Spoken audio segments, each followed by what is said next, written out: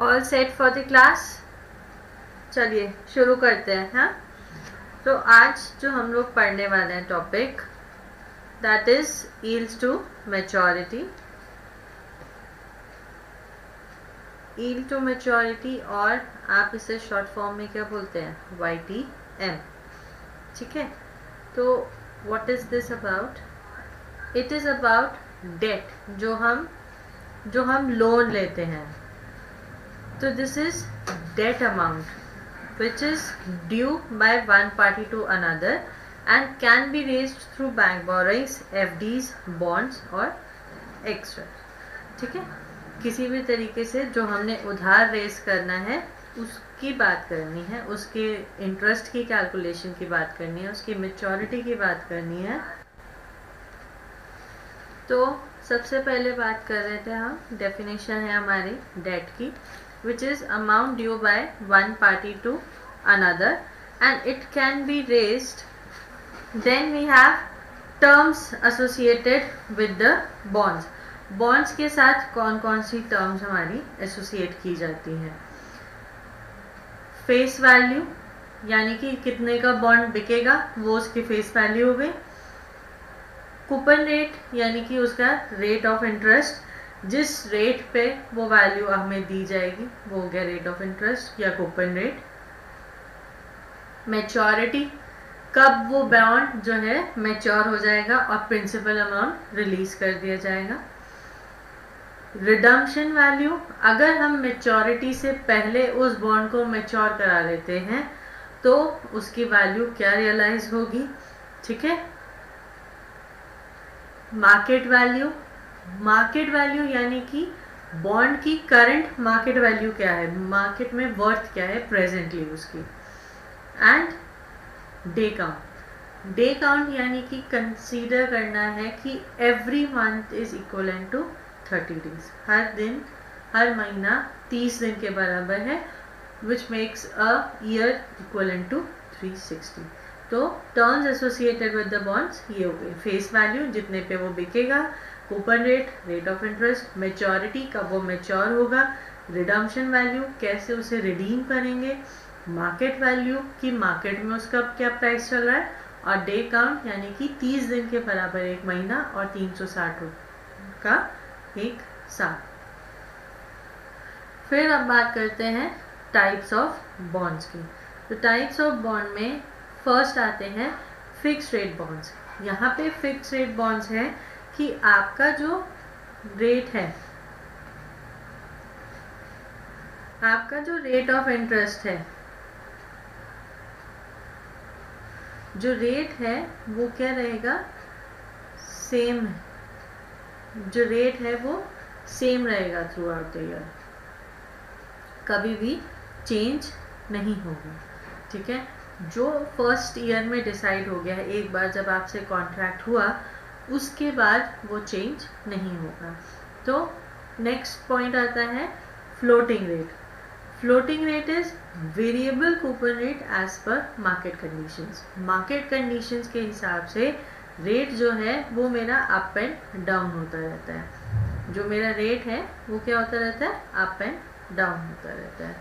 Than zero coupon bonds की बात करती हूँ, तो बॉन्ड्स इशू किए जाते हैं less than face value. Bonds जो हैं यानी कि सस्ते में आपको इशू कर दिए जाते हैं।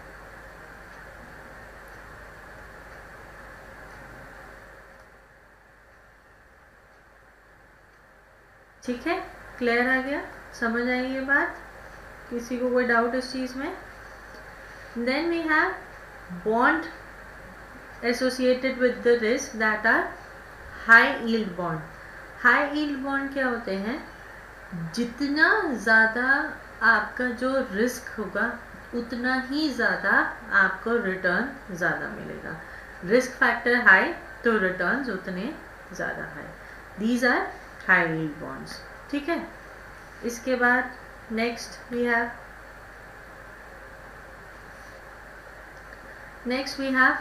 convertible bonds. Convertible bonds are those can be converted into equity.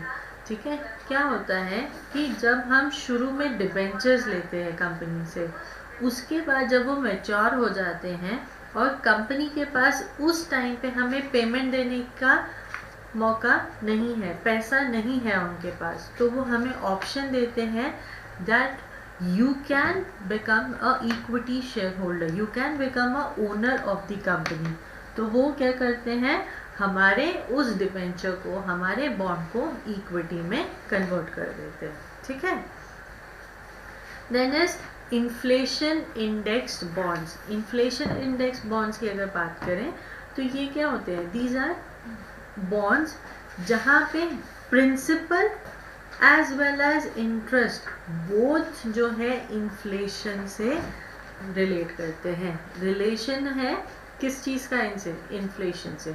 जैसे मार्केट में इन्फ्लेशन या डिफ्लेशन होगा उस पे उसका इफेक्ट इन बॉन्ड्स पे पड़ेगा। तो these are the types of bonds, fixed, floating, zero coupon, high yield, convertible and inflation index bonds. ठीक है, नेक्स्ट आते हैं ऑप्शनैलिटी इन द बॉन्ड्स। इतना क्लियर हुआ अभी, इतना क्लियर हो गया। ऑप्शनैलिटी इन बॉन्ड्स की बात करती हूँ। हमारे पास दो तरीके के ऑप्शंस होते हैं, वन इज कॉलेबिलिटी। तो कॉलेबिलिटी में क्या होता है, issuer has the right to repay bond before maturity on the call date. ठीक है, यहाँ पे क्या होता है, इशूअर हैज द राइट, जिसने बॉन्ड्स इशू किए थे उसको राइट है कि मेच्योरिटी से पहले वो कॉल कर ले, यानी कि कंपनी कॉल करेगी, आपको सामने से बुलाएगी कि आप अपना सर्टिफिकेट ले आइए और हमसे अपना प्रिंसिपल अमाउंट ले जाइए।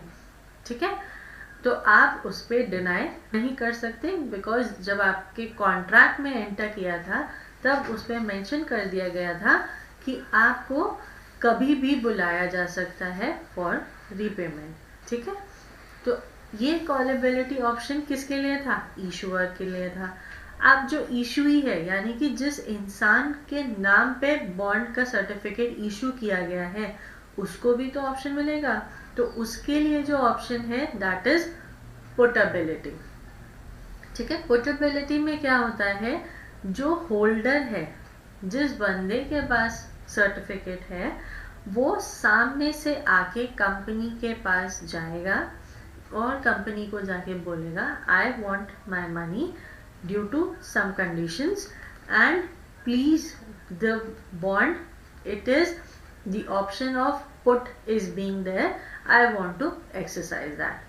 और जैसे कि कॉलेबिलिटी में आप डिनाई नहीं कर सकते, तो पुटेबिलिटी में कंपनी डिनाई नहीं कर सकती, क्योंकि वो आपके कॉन्ट्रैक्ट में ऑलरेडी मेंशन था। तो there are two options, callability and पुटेबिलिटी।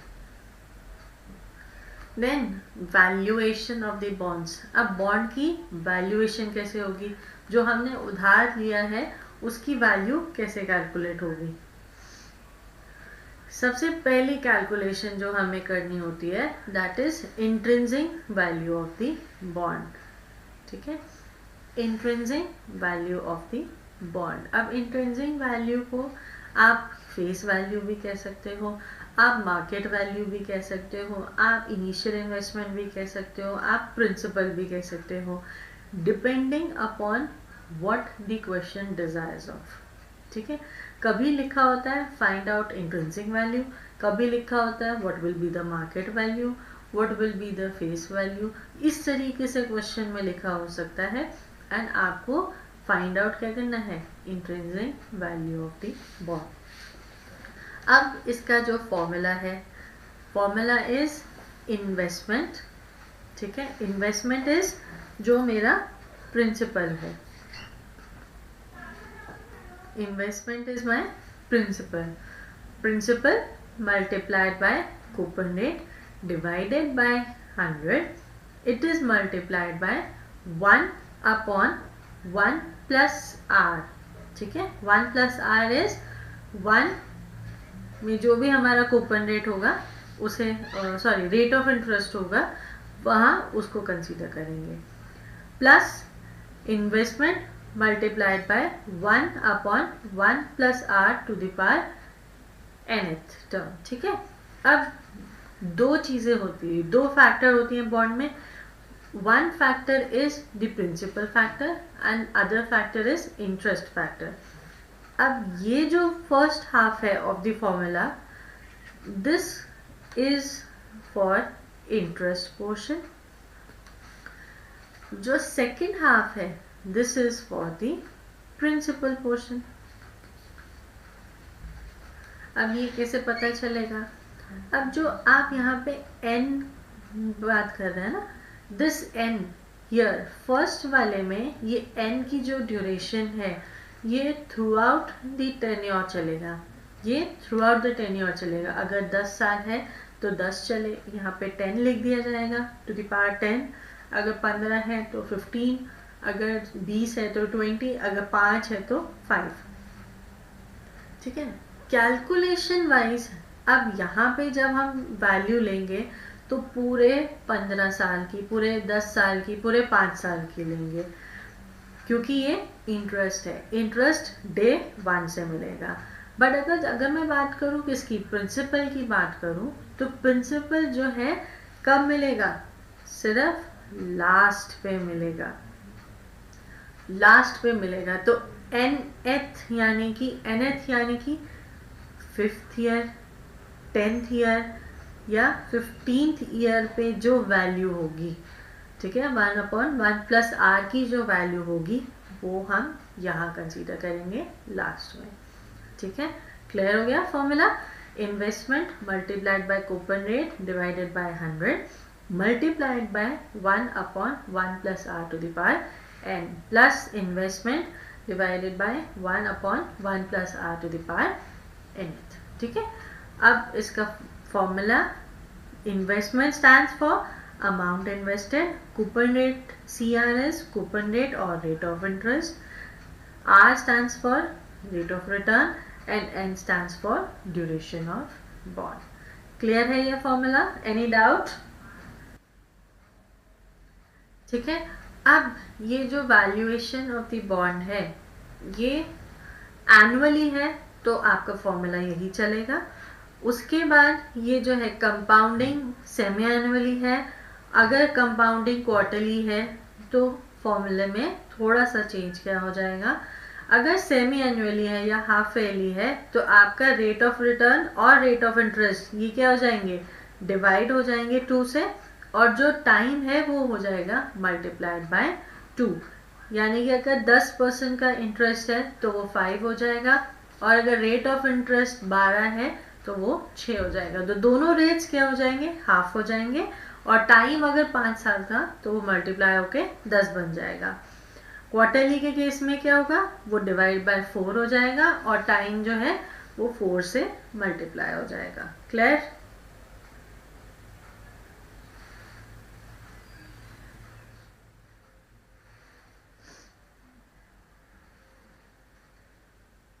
R is there in the formula। देखो ध्यान से पढ़ो, फॉर्मूला चेक करो, ये लिखा है मैंने R, ये देखो दोनों जगह लिखा हुआ है R।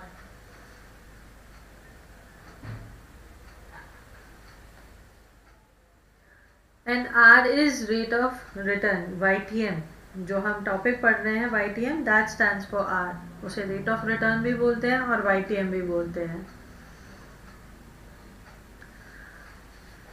ठीक है, नेक्स्ट कैलकुलेशन जो आती है हमारी, that is current yield of the bond. Current yield क्या होता है कि प्रेजेंटली हमें जो वर्थ या जो रेट मिल रहा है, इज इट फीजिबल और नॉट, हम लोगों को चीट तो नहीं किया जा रहा है, उसके बारे में बात करना है, उसे डिस्कस करना है। तो हम कैसे निकालेंगे, करंट यील्ड से। तो what it says, measures rate of return of the bond when it is purchased with respect to market price and interest as it being received। ठीक है, जैसे हमें इंटरेस्ट रिसीव होता है उस इंटरेस्ट को हमें मार्केट प्राइस से कंपेयर करना है, तो निकल के आएगा हमारा करंट यील्ड। फॉर्मूला क्या होता है करंट यील्ड का, rate of interest divided by market price into initial investment. जो रेट ऑफ इंटरेस्ट है यानी कि कूपन रेट यहाँ पे, ठीक है, कूपन रेट को लेके चलेंगे, आप रेट ऑफ इंटरेस्ट को नहीं लेके चलेंगे. When market price not given, then calculate the same with the help of intrinsic value. आपको क्वेश्चन दिया हुआ है कि face value of the bond is 1000, ठीक है, rate of interest is 10%, initial value आपको 1000 बताई दी, आपको ड्यूरेशन बता दिया 5 साल, आपको रेट ऑफ रिटर्न बता दिया 8%, आपको बोला करंट यील्ड फाइल कर लो. आप कहोगे how will I find current yield, there is no market price. तो मार्केट प्राइस कैलकुलेट करने के लिए आपको क्या करनी है, इंट्रिंसिक वैल्यू निकालनी है, जो पहले हमने पहले क्वेश्चन में अभी हमने डिस्कस की पहले फॉर्मूला में, ठीक है.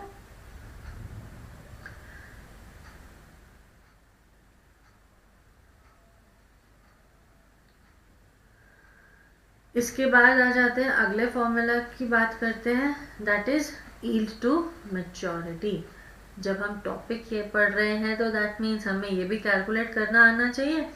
फर्स्ट फैक्टर हमने इंट्रिंसिक वैल्यू कैलकुलेट कर लिया, फिर हमने करंट यील्ड में कूपन रेट कैलकुलेट कर लिया. अब थर्ड पॉइंट जो है that is yield to maturity. अब हमें रेट ऑफ रिटर्न को कंसीडर करना है. अब ये क्या होता है, ROR it is earned by individual for purchasing and holding a bond till maturity, ठीक है.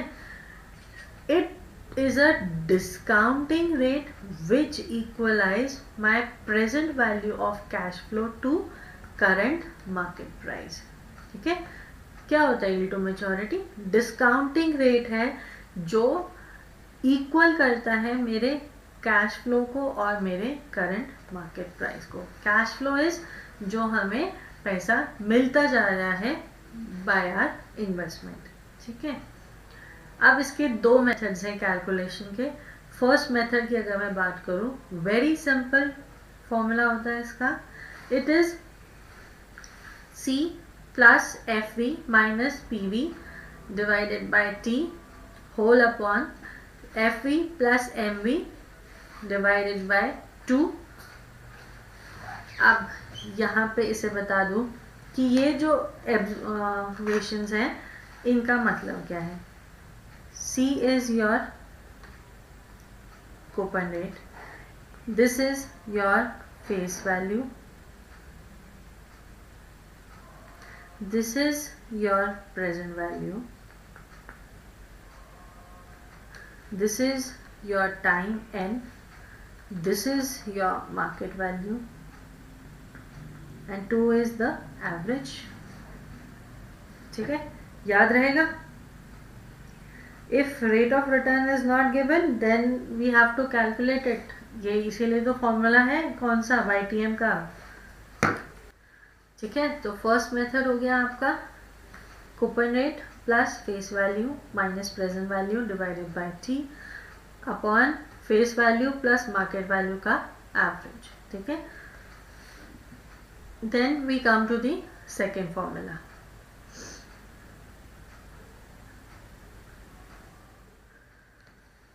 Second formula says rate of interest at lower rate plus present value factor at lower rate minus investment into higher rate minus lower rate upon present factor at lower or higher rate. क्या लिखा है ma'am, bounce back हो गया, कुछ समझ नहीं आया. Second method में हमें क्या करना है, it is a hit and trial method. It is hit and trial method. अब इसमें क्या करना है, मान लो आपको कूपन रेट गिवन है 10%.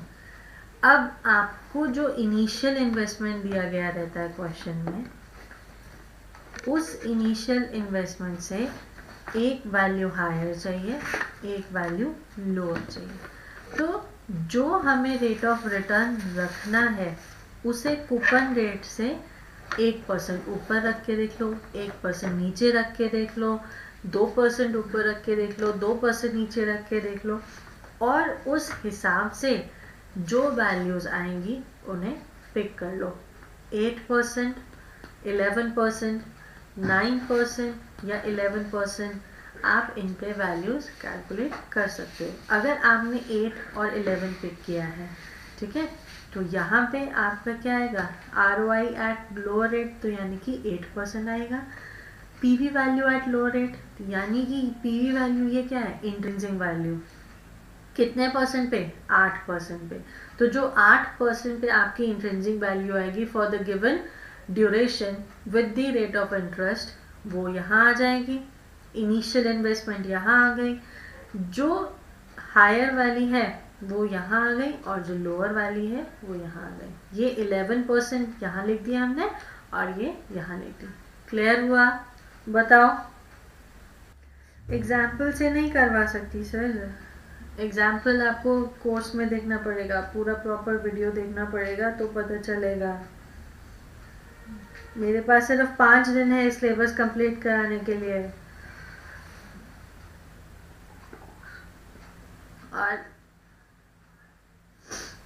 और एग्जाम्पल्स देखने हैं तो प्लीज़ कोर्स में जाइए, कोर्स से चेक कर लीजिए, और if you want to purchase a course तो you are more than welcome. 2 ही चीज़ें कंसीडर करनी है इसमें, सेकेंड मेथड में, हिट एंड ट्रायल मेथड है ये।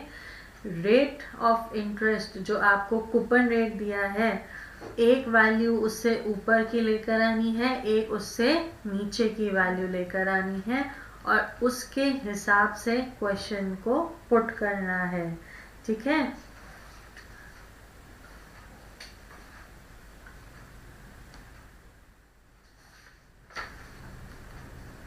आपके बुक का एग्जाम्पल है, वो एग्जाम्पल देख लीजिए। बुक में सारे एग्जाम्पल्स हैं। Page number 28 of the book, JIB की जो आपकी कैलकुलेशन ऑफ YTM का टॉपिक है, उसमें आपको ये क्वेश्चन मिल जाएगा कि 1000 का बॉन्ड है, 850 की उसकी मार्केट प्राइस है, उसका 8% कूपन रेट है, 9 इयर्स की मैच्योरिटी है, आपको उसे सॉल्व करना है। तो वो इसी मेथड से सॉल्व होगा। फेस वैल्यू और मार्केट वैल्यू में डिफरेंस क्या होता है? Face value is that value जो उसकी वैल्यू डिसाइड की गई है। आप 100 रुपये के नोट को देख के कैसे बता सकते हो कि वो 100 रुपये का नोट है? क्योंकि उस पर लिखा है 100 रुपये है। तो जैसे ही हम बॉन्ड इशू करते हैं तो उस सर्टिफिकेट पे मेंशन होगा कि ये एक पर्टिकुलर बॉन्ड जो है 100 रुपये का है, 1000 रुपये का है, 500 रुपये का है। तो that is the face value of the bond. और मार्केट वैल्यू क्या है? मार्केट वैल्यू है जो वो बाजार में बिक रहा है, ठीक है।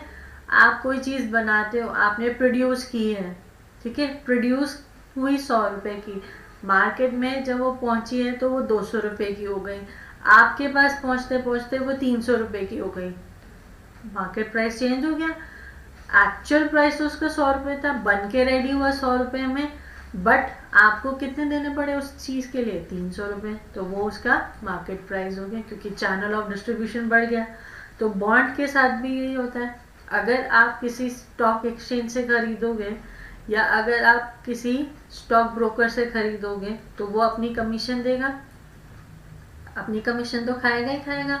बट बॉन्ड अगर आपको प्रीमियम पे मिल रहा है, ठीक है, ये हमने कल वाले सेशन में पढ़ा था, issue of shares and bonds at premium. तो प्रीमियम पे मिल रहा है तो कंपनी क्या करेगी? अपनी फेस वैल्यू से ज़्यादा से आपको क्या कर रही है? बॉन्ड इशू कर रही है।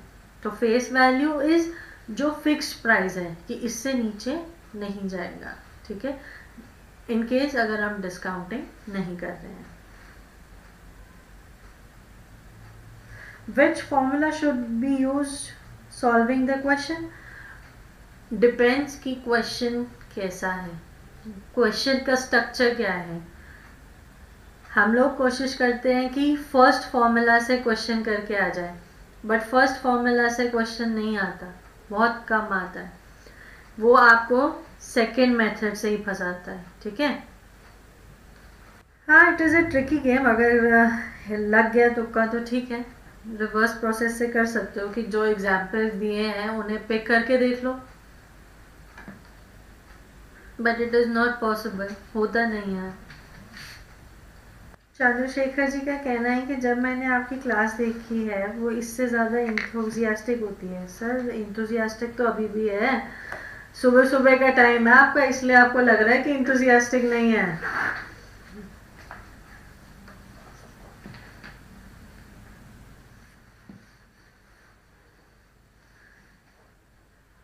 अभी प्रेशर आ गया है दिमाग पे, तो लग रहा है कि मैम सब करा दो। क्वेश्चन नहीं करा सकती मैं, मेरे पास रिस्ट्रिक्टेड टाइम है, क्योंकि आप लोगों को भी बैंक जाना है, रेडी होना है सबको।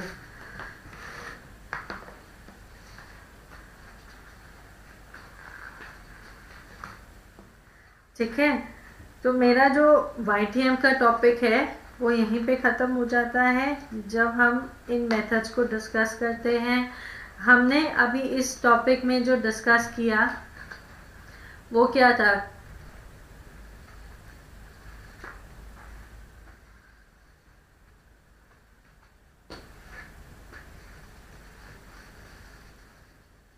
डेट हमने डिस्कस किया, फिर हमने डिस्कस किया terms associated with the bond, face value, coupon rate, maturity, redemption value, market value, और हमने डे काउंट, ये सब किया। जो फॉर्मूले बुक में दिए वही समझा दूँ, वो समझा दूंगी ना, तो जो ये फॉर्मूले समझाएं ये भी गायब हो जाएंगे।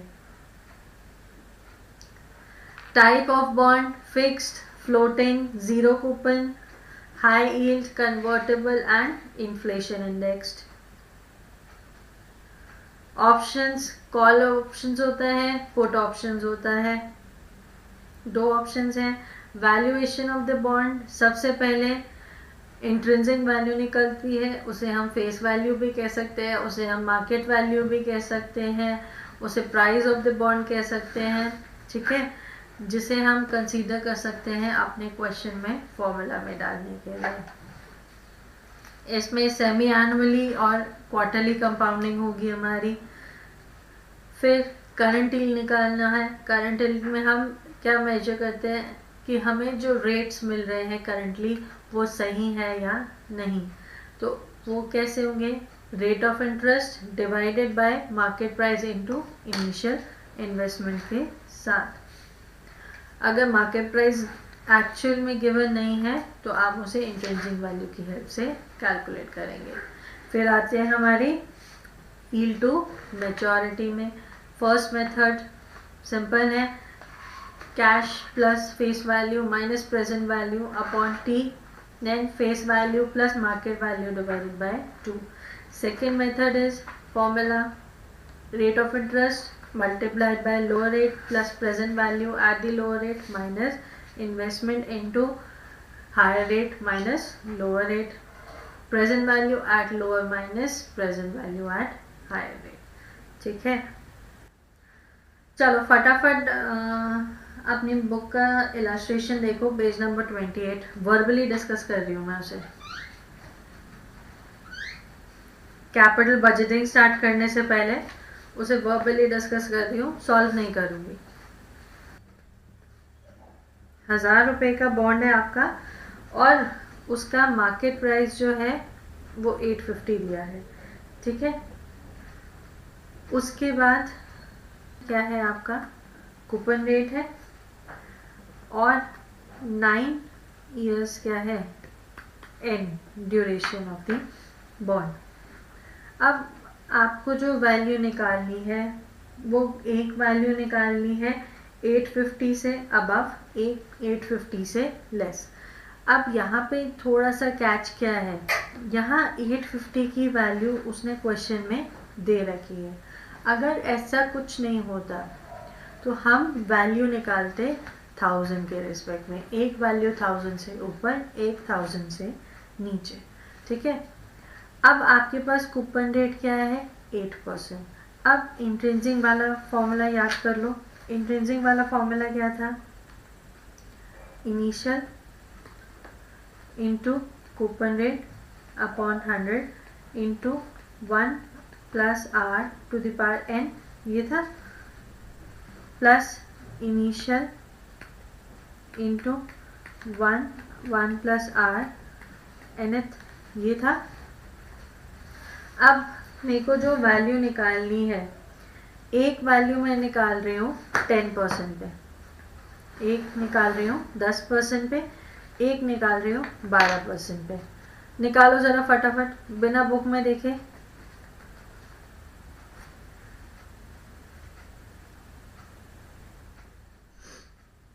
दो मिनट का टाइम है, जल्दी निकालो। पहले 10% पे निकालो।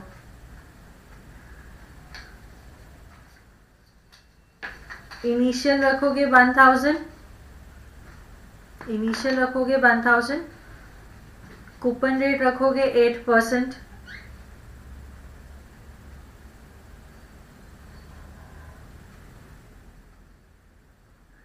वन अपॉन 1 प्लस आर की वैल्यू लोगे 10%, तो ये कैसे करोगे 1 अपॉन 1.10, कितने number of times, 9 number of times करके ग्रॉस टोटल प्लस कर दो।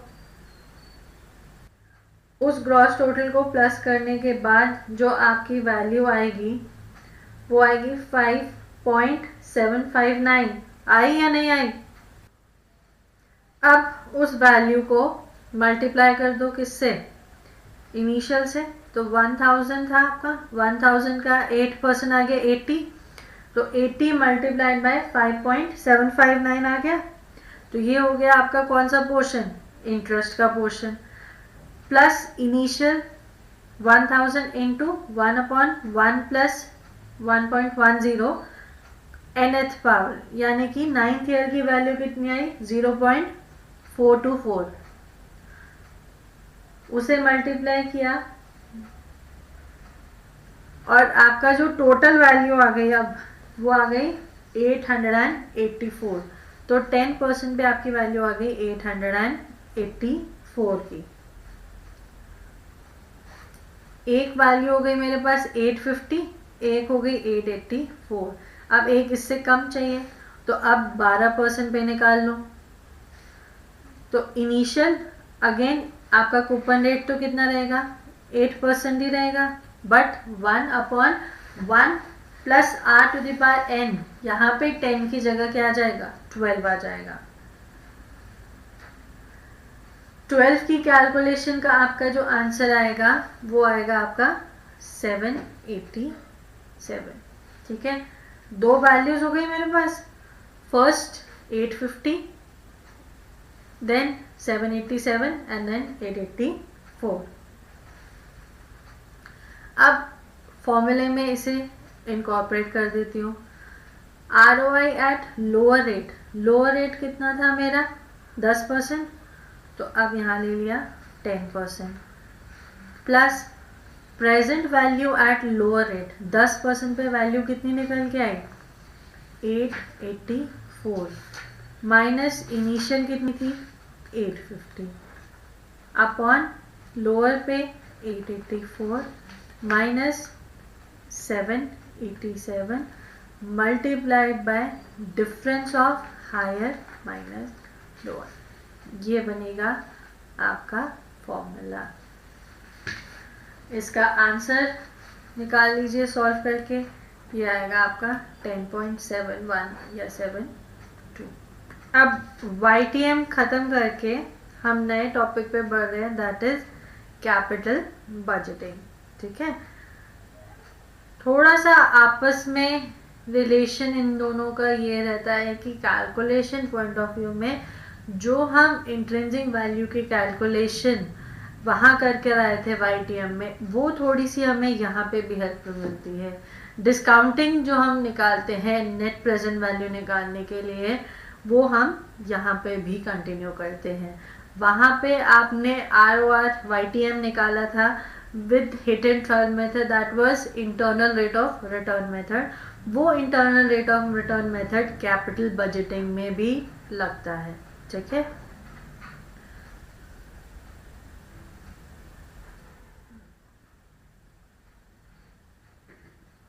ठीक है। अब ये जो सेशंस हम ले रहे हैं इसमें पर्पस बेसिकली क्या है कि हम जब क्लासेस लेते हैं आप थ्योरी वाला पोर्शन जो है भूल जाते हो और प्रैक्टिकल वाले पोर्शन पे ज़्यादा जोर देते हो, और कई बार जो है आपकी जो थ्योरेटिकल क्वेश्चंस इस तरीके के आते हैं कि उनमें प्रैक्टिकल का एस्पेक्ट छुपा हुआ होता है, ठीक है। तो वो भी आपको क्या करना है, समझना है। तो कैपिटल बजटिंग शुरू करते हैं। First thing, definition, what do you mean by capital budgeting? Budget is अपने आप के पास जो फंड्स हैं उन्हें बजटेड तरीके से एक सिंक्रोनाइज तरीके से यूज करना, ताकि ना ही बहुत ज़्यादा एक्सेस फंड्स हो हमारे पास, ना ही स्कैर्सिटी ऑफ फंड्स हो। तो capital budgeting is a technique of making long term planning for investment and their financing. It involves current outflow or the series of cash outflow for anticipated flow of future benefits. अगर मैं ये चाहती हूँ कि मुझे future में profits हों, तो उन प्रॉफिट्स को करने के लिए मेरे पास इन्वेस्टमेंट्स इस तरीके से करी जानी चाहिए कि वो मुझे प्रॉफिट करके दें, ठीक है। अगर मैंने आज डिसाइड कर लिया, आई नो अब तो हम क्रेडिट फैसिलिटी में बहुत ज़्यादा बिलीव करते हैं कि अगर शॉपिंग करनी है तो क्रेडिट कार्ड से शॉपिंग कर लो, बट स्टिल हम लोग हिंदुस्तानी है तो कहीं ना कहीं क्या होता है कि यार अगर मुझे कोई नई चीज़ लेनी है तो मुझे पहले उसके लिए क्या करनी पड़ेगी, सेविंग करनी पड़ेगी। So if I decide to purchase a new phone, तो क्या होगा, मेरे घर वाले बोलेंगे कि अपनी पॉकेट मनी से सेव करना शुरू करो। So you will have to decide कि आप उस फ़ोन को खरीदने के लिए अपनी पॉकेट मनी से कितने पैसे बचाते हो। दैट इज़ कैपिटल बजटिंग, कि जो आपको पैसा मिल रहा है आप उसे कैसे यूटिलाइज कर रहे हो। कंपनी को शेयर्स के फॉर्म में पैसा मिल गया, अब वो पैसा किस किस डिपार्टमेंट में कितना कितना बंटना है, वो काम करता है कैपिटल बजटिंग। टर्म ही क्या है कैपिटल बजटिंग, जो पैसा मिल गया उसके बजट बना दो। रिक्वायरमेंट क्या है, बिजनेस के दो टाइप के इन्वेस्टमेंट होते हैं, एक तो शॉर्ट टर्म कि छोटा मोटा इन्वेस्टमेंट करना है, एक लॉन्ग टर्म का। शॉर्ट टर्म जो हो गई वो हो गई किससे रिलेटेड, करंट असेट से रिलेटेड, स्टॉक जनरेट करना है, डेटर्स की पेमेंट है, कैश इन हैंड चाहिए क्योंकि डेली के खर्चे मीट आउट करने हैं, ठीक है। तो इन सब के लिए हमें क्या चाहिए, शॉर्ट टर्म इन्वेस्टमेंट चाहिए। लॉन्ग टर्म इन्वेस्टमेंट है, आपको फिक्स असेट्स खरीदने हैं एंड प्रोजेक्ट्स, नए प्रोजेक्ट्स में एंटर करना है which benefits for a longer time. तो जितना लंबा ड्यूरेशन होगा उतनी फंड्स की इन्वॉल्वमेंट ह्यूज होगी। करंट असेट्स के लिए फंड्स की रिक्वायरमेंट शॉर्ट होती है, फिक्स्ड असेट्स के लिए ज़्यादा होती है, ठीक है। तो उस हिसाब से बजट प्रिपेयर होता है। अब एक टर्म आती है इसमें, present value. If current value of the future sum of money where future cash flows are discounted at rate of return and higher the discounting rate the lower will be the present value, ठीक है। Present value क्या होती है, हमें आज की value को consider करके फ्यूचर को कंसीडर करने के लिए कहा जाता है। तो current value of the future sum of money, अगर मुझे 5 लाख चाहिए तो मुझे ये डिसाइड करना है कि आज से मुझे कितनी इन्वेस्टमेंट करनी है कि वो 5 साल बाद या 3 साल बाद या 4 साल बाद वो 5 लाख बन जाए। तो where future cash flows are discounted at rate of return, ठीक है, जो भी रेट ऑफ रिटर्न हमने पढ़ा उस पर उसकी डिस्काउंटिंग होती है। ये 1/1 + r जो हम करते हैं ये क्या है, ये डिस्काउंटिंग है, ठीक है। and higher the discounting rate the lower will be the present value. ठीक है, 8% 10% पे वैल्यू कितनी आई थी मेरी 884 और 12% पे कितनी आएगी 787. तो ये क्या हो गया, हायर डिस्काउंटिंग रेट था तो प्रेजेंट वैल्यू क्या हो गई थी, कम हो गई थी ना. तो ये चीज़ ध्यान में रखनी है.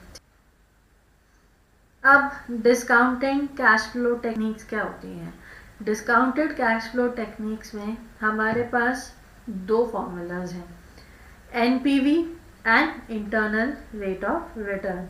NPV is net present value and IRR या YTM that is internal rate of return.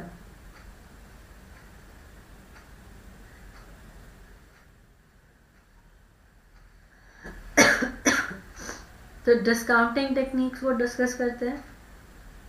सबसे पहले net present value. Net present value क्या होता है, this is sum of the present value of cash flow each year minus sum of the present value of cash outflow. ठीक है, अब इसमें हम क्या करते हैं, जो भी आपको कैश इनफ्लोज दिए हैं, मान लो आपको यूनिफॉर्म कैश इनफ्लोज हैं, एक पहले साल से लेके 10वें साल तक आपको कैश इनफ्लोज हो रहे हैं 1000 रुपये के हिसाब से. आपका जो रेट ऑफ इंटरेस्ट है वो 10% है, आपका रेट ऑफ रिटर्न 8% है. डिस्काउंटिंग किस पे होगी, रेट ऑफ रिटर्न पे. आप रेट ऑफ इंटरेस्ट को छोड़ दो, रेट ऑफ रिटर्न को पकड़ लो. रेट ऑफ रिटर्न की 1 से लेकर 10 तक की वैल्यू निकाल लो. 1/1.08, 1 year, 2 year, 3 year, 4 year, 5 year, 6 year, so on till 10 year तक की वैल्यू लिख लो. आपका कैश इनफ्लो हर बार 1000 है, तो आप क्या करो, 1000 इंटू फर्स्ट ईयर की value, 1000 into second year, third year, ऐसे करते हुए वैल्यूज निकाल लो और उनका एंड में क्यूमुलेटिव टोटल ले लो. माइनस आपकी इनिशियल इन्वेस्टमेंट कितनी थी. इनिशियल इन्वेस्टमेंट उसने आपको बताया कि इनिशियल इन्वेस्टमेंट आपकी 10,000 है. ठीक है, इस हिसाब से अगर आपका एनपीवी पॉजिटिव है तो आप प्रोजेक्ट पिक करोगे, अगर एनपीवी नेगेटिव है तो आप प्रोजेक्ट पिक नहीं करोगे. अगर एनपीवी ठीक है इक्वल टू 0 है तो आपकी मर्जी, यू वांट टू टेक और you want to move out. ठीक है,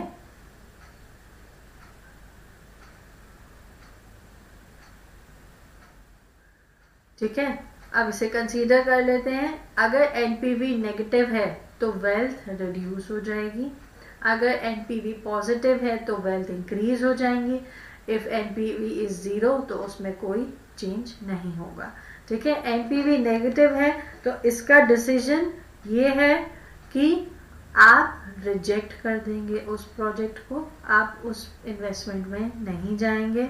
एनपीवी पॉजिटिव है तो आप एक्सेप्ट कर लेंगे. अगर एनपीवी 0 है तो आपका खुद का डिसीजन है whether you want to reject और यू वांट टू एक्सेप्ट. अगर आपने 3-4 प्रोजेक्ट्स चूज किए थे, अब तीनों चारों प्रोजेक्ट्स की एनपीवी जो है पॉजिटिव आई है, अब क्या करेंगे. यहाँ आंसर होना चाहिए कि मैम जिसका एनपीवी हायर है वो प्रोजेक्ट पिक कर लीजिए. चारों में जिसका एनपीवी हायर है वो पिक होगा. पेबैक पीरियड उसके बाद देखा जाएगा. अगर हम सिर्फ स्टिक कर रहे हैं एनपीवी मेथड को कि हम डिस्काउंटिंग टेक्निक्स पे जा रहे हैं, payback is a traditional method.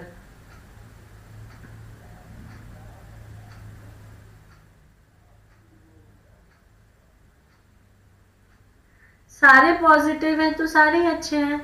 जिसका हायर होगा कंपैरेटिव टू ऑल 4 उसे पिक करेंगे. ठीक है,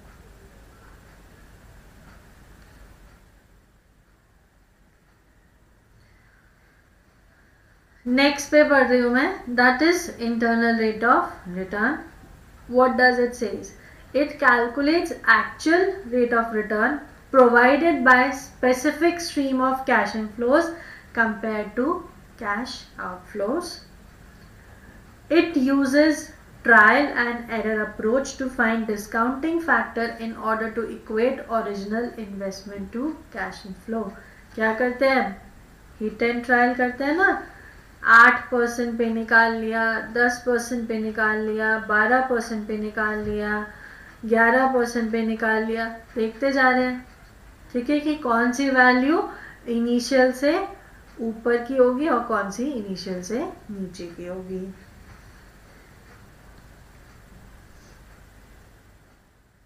अब यहाँ पे कंपनी क्या करती है? एक बेंचमार्क सेट करती है. उस बेंचमार्क को नाम दे दिया गया कांस्टेंट के. अब इसका एक्सेप्टेंस रूल क्या है इंटरनल रेट का? If IRR is greater than the constant तो एक्सेप्ट कर लो, अगर लेस है तो रिजेक्ट कर लो. अगर इक्वलेंट है, मतलब आपने सोचा 10% होगा तो वो एग्जैक्टली 10% ही है, तो either you want to accept और you want to reject. It is completely your choice, completely your choice what you want to do. ठीक है.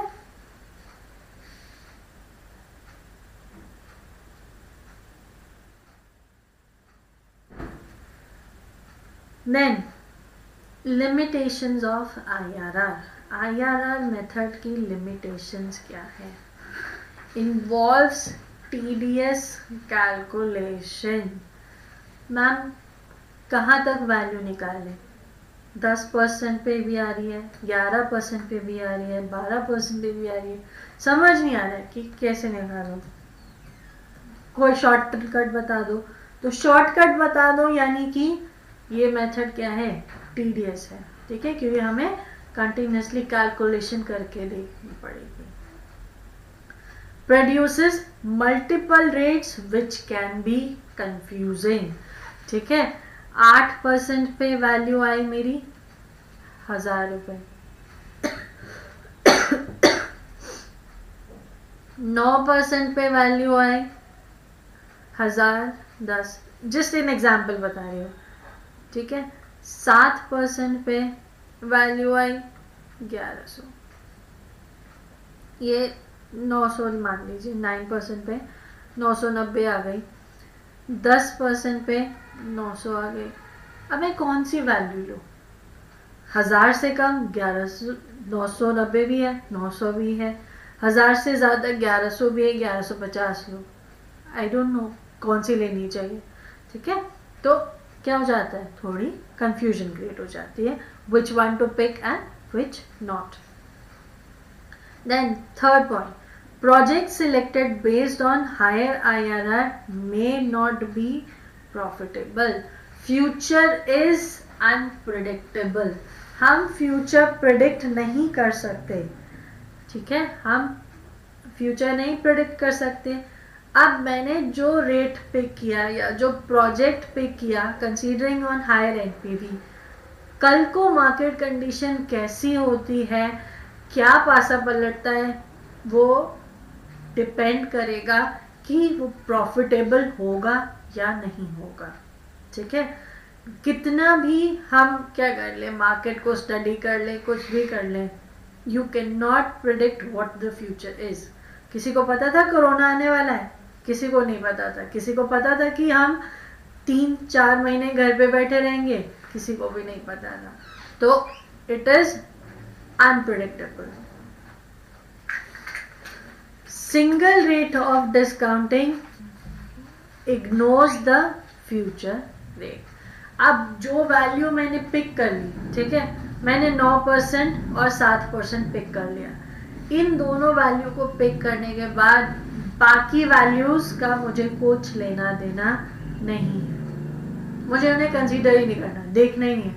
हो सकता है वो ज़्यादा बेटर होती है ऑप्शंस में, बट मेरे पास रिस्ट्रिक्शन है कि जो मैंने पिक कर लिया उसी को कंसीडर करना पड़ेगा. ठीक है, तो ये हो गई आपकी limitations. Next, difference between NPV and IRR, theoretical point of view से इंपॉर्टेंट है ये। एनपीवी में क्या क्या आता है? NPV is the total of the present value of cash flow, negative और पॉजिटिव दोनों। It is known as net present value. ठीक है, जितने भी आपके कैश इनफ्लोज हैं उन्हें डिस्काउंटिंग फैक्टर से मल्टीप्लाई करके उनका सम ले लीजिए ईयर एंड पे या टेन्योर एंड पे, और वो आप जब इनिशियल इन्वेस्टमेंट के साथ कंपेयर करेंगे जो वैल्यू बच के आएगी वो आएगी आपकी net present value. It represents the surplus from the project.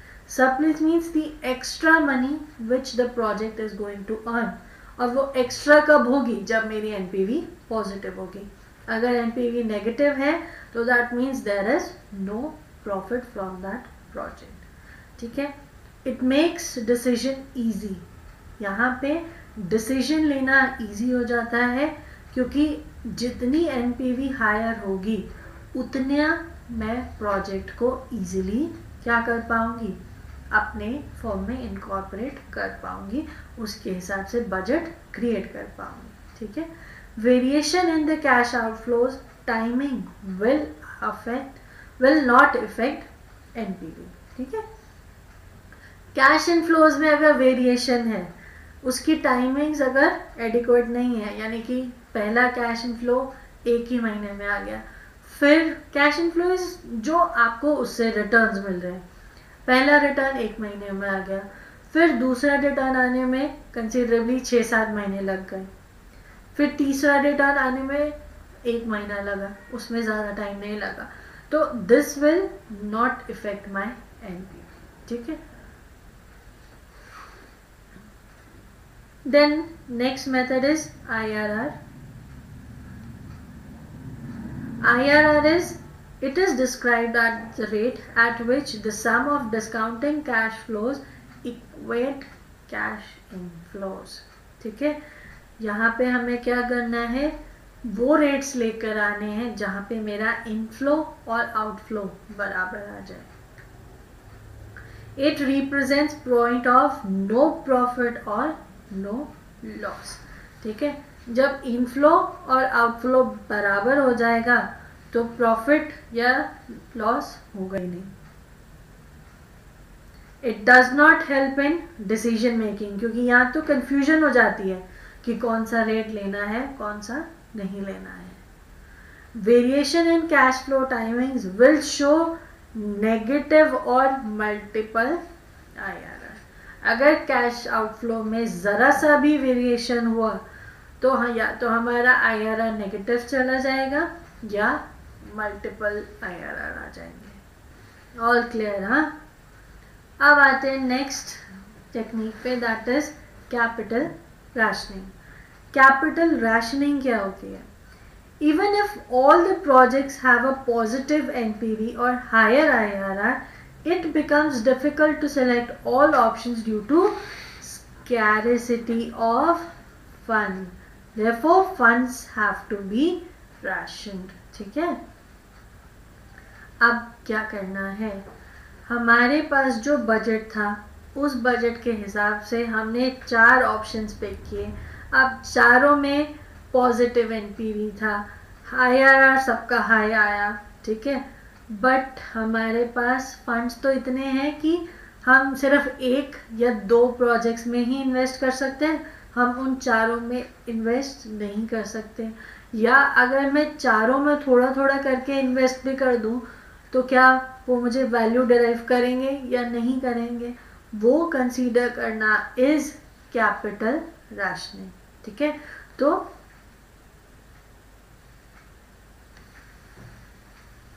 इसके बाद बात करते हैं expected NPV rules. NPV net present value की रूलिंग क्या होता है? ठीक है, under this rule decision is to be made from 2 types of decision. Independent investment का और म्यूचुअली एक्सक्लूसिव इन्वेस्टमेंट का। ठीक है, कैपिटल राशनिंग रिजल्ट करता है इन दो चीज़ों में। ठीक है, जब हमें कैपिटल राशनिंग करनी है तो इन दो डिसीजंस को कंसीडर करना है। इंडिपेंडेंट इन्वेस्टमेंट का मतलब क्या है? Choose investment for which NPV is positive and reject those offers with negative NPV. ठीक है, अब कंडीशन क्या क्लियर हो गई कि 4 प्रोजेक्ट्स थे, 4 में से 3 की जो एनपीवी है वो नेगेटिव आ गई। ऑब्वियसली हमारे पास बचा कौन सा? पॉजिटिव वाला, तो वो पिक कर लिया। तो इंडिपेंडेंट इन्वेस्टमेंट में क्या हो गया कि एक जो पॉजिटिव वाला है वो पिक कर लिया हमने और नेगेटिव वालों को देखा भी नहीं। म्यूचुअली एक्सक्लूसिव में क्या है? Undertakes those with the higher NPV even if all the NPVs are positive. ठीक है, अब इसमें ये क्या है कि चारों प्रोजेक्ट्स का पॉजिटिव एनपीवी था। हमने क्या किया? आंख बंद करके हायर वाले को चूज कर लिया, क्योंकि प्रिंसिपल ऑफ वाईटीएम कहता है, प्रिंसिपल ऑफ एनपीवी कहता है कि हायर एनपीवी वाले को पिक कर लियो, तो हमने उसे पिक कर लिया। और जब हमने उसे पिक कर लिया तो हमारे सारी कैपिटल उसमें चली जाएगी एंड जो सारे बाकी के प्रोजेक्ट्स हैं वो इग्नोर हो जाएंगे। ठीक है,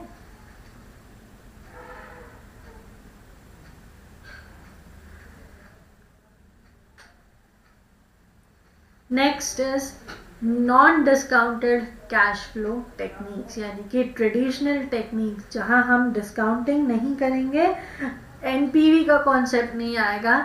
अब प्रोजेक्ट चूज करने के लिए पे बैक पीरियड देखा जाएगा। और पे बैक पीरियड क्या होता है कि जब आपको आपके इन्वेस्टेड मनी से पैसा वापस आना शुरू हो जाए।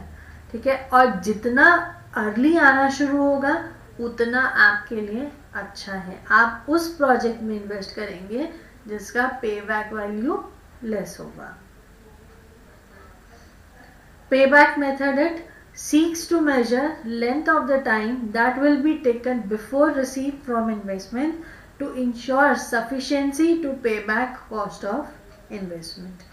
ठीक है, formula is original investment divided by uniform cash flow। यहाँ पे एक कंडीशन होनी चाहिए, आपका कैश इनफ्लो जो है वो through out the tenure same रहना चाहिए। अगर 1000 आ रहा है तो 1000 ही एंड तक आना चाहिए, time value of money consider नहीं होगा यहाँ पे। This is the drawback of pay back period. ठीक है, shorter the length higher the profit. जितना पे बैक पीरियड आपका स्मॉल होगा उतना ज़्यादा प्रॉफिट होगा आपको। ठीक है, then accounting rate of return method. This method does measure the profitability of an investment by using accounting profit given in the financial statement। जो हमारा प्रॉफिट गिवन है किसमें? प्रॉफिट एंड लॉस अकाउंट में। जो आपकी बैलेंस शीट बनती है उस बैलेंस शीट के पीछे बना होता है प्रॉफिट एंड लॉस अकाउंट। उस प्रॉफिट को कंसीडर करना है with the value of investment, और जो रेट ऑफ इंटरेस्ट आएगा उसे बेंचमार्क से कंपेयर करेंगे कि क्या उस बेंचमार्क की कंसीडरेशन में रखते हुए वो पिक करना फीजिबल है या नहीं है। ठीक है,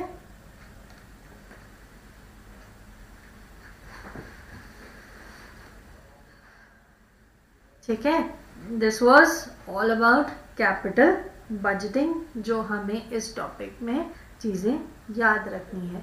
डिस्काउंटिंग मेथड्स में 2 तरीके हैं, एनपीवी, आईआरआर। एनपीवी में क्या करते हैं? डिस्काउंटिंग करते हैं of the given cash flows with the rate of returns, और उनका टोटल निकाल के इनिशियल में से माइनस करते हैं, और जो हायर और लोअर एनपीवीज हैं या पॉजिटिव और नेगेटिव एनपीवी हैं उनको सिलेक्ट करके ऑप्शंस पिक करते हैं। आईआरआर में हिट एंड ट्रायल मेथड चलता है, जो गिवन रेट है उसको रिस्पेक्ट में ध्यान में रखते हुए एक वैल्यू हायर एक वैल्यू लोअर निकालते हुए हम निकालेंगे रेट ऑफ रिटर्न, और रेट ऑफ रिटर्न ऐसा होना चाहिए कि मेरा cash inflow becomes equal to my cash outflow. ठीक है, फिर उनके लिमिटेशंस पढ़े हमने, उनकी तरीके पढ़े, एनपीवी के डिसीजन पढ़ा, कैपिटल रैशनिंग का। इन्वेस्टमेंट डिसीजन है, अगर सारे प्रोजेक्ट्स हैं उनमें से नेगेटिव वाले आउट हो जाएंगे, पॉजिटिव वाला सेलेक्ट हो जाएगा। अगर सबकी एनपीवी पॉजिटिव है तो जो हायर है वो पिक कर लेंगे। ठीक है, नॉन डिस्काउंटिंग टेक्निक्स में आ गया पे बैक एट अकाउंटिंग रेट। पे बैक है ट्रेडिशनल मेथड है, तो इसमें क्या है कि जब जिस प्रोजेक्ट से शॉर्टर टाइम में आपके पैसे आने वापस शुरू हो जाए उस प्रोजेक्ट को पिक करो और हायर वालों को छोड़ दो। अकाउंटिंग रेट में और क्या होगा, एक फिक्स रेट, कांस्टेंट रेट जो बेंचमार्क कंपनी ने सेट किया है उसके रिस्पेक्ट में एवरेज प्रॉफिट को कंपेयर कर लो given to the value of investment, और उसके हिसाब से जो आपकी परसेंटेज आएगी उसको उस कांस्टेंट रेट से कंपेयर करके सॉल्व कर लो और देखो कि यू वांट टू इन्वेस्ट और you don't want to invest. Clear?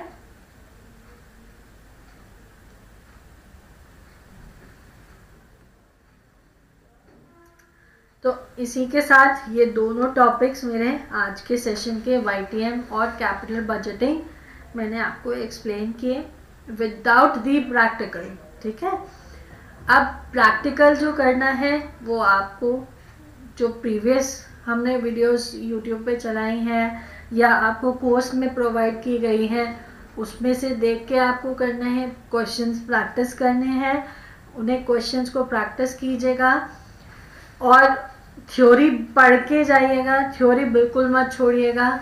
MCQs जो आपके पास बुक्स हैं या ऑनलाइन क्वेश्चंस मिलते हैं सब देखो, छोटे छोटे क्वेश्चंस हैं, ट्रिकी क्वेश्चंस आते हैं, प्रैक्टिकल बेस्ड थ्योरी आती है वो पढ़ के जाओ। इन मेथड्स, इन फॉर्मूले से रिलेटेड थ्योरी आ जाती है, क्वेश्चन आ जाता है। ठीक है, तो फॉर्मूलाज आराम से ध्यान से रट लो कि किस फॉर्मूले में क्या निकालना है। ठीक है, so mandatory question before winding up, any doubts?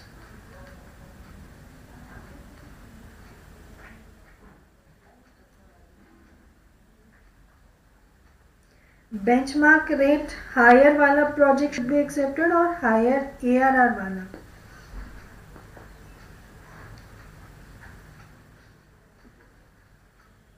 अगर एआरआर जब आप कैलकुलेट कर रहे हो अगर वो आपके बेंचमार्क से ज़्यादा है तो ऑब्वियसली आप हायर वाला ही पिक करेंगे ना, लोअर वाला क्यों पिक करेंगे? चलिए ठीक है, फिर इस सेशन को वाइंड अप करते हैं यहीं पे। कल मॉर्निंग में मिलेंगे नई क्लास के साथ।